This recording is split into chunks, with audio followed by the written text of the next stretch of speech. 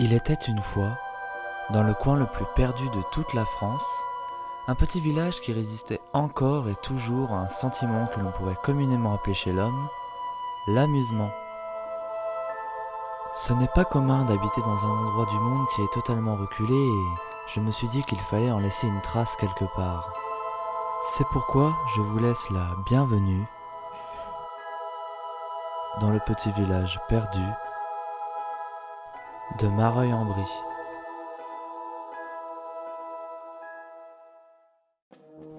Environ 255.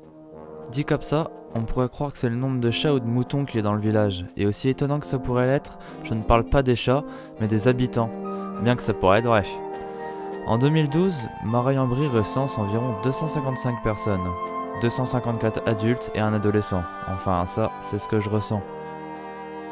L'ambiance dans le village est comparable à l'ambiance qu'on a en haute montagne, c'est-à-dire qu'à part entendre les biquettes, on n'entend rien d'autre à part une ou deux voitures de temps en temps.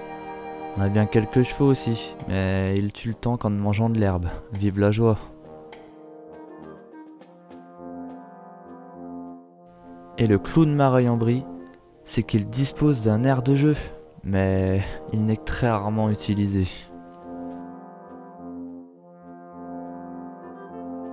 Personnellement, je rêve du jour où ils installeront une antenne relais, car vous avouerez que poser son téléphone à la verticale sur les boîtes à nourriture pour chats sur l'étagère de la cuisine, c'est pas toujours pratique pour avoir du réseau.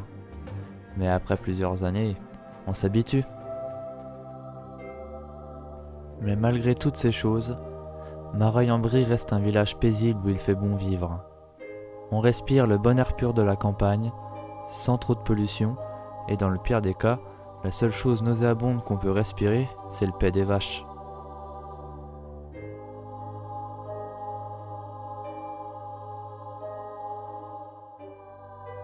C'est la voir. Son église. Ses petits chemins. Ses champs.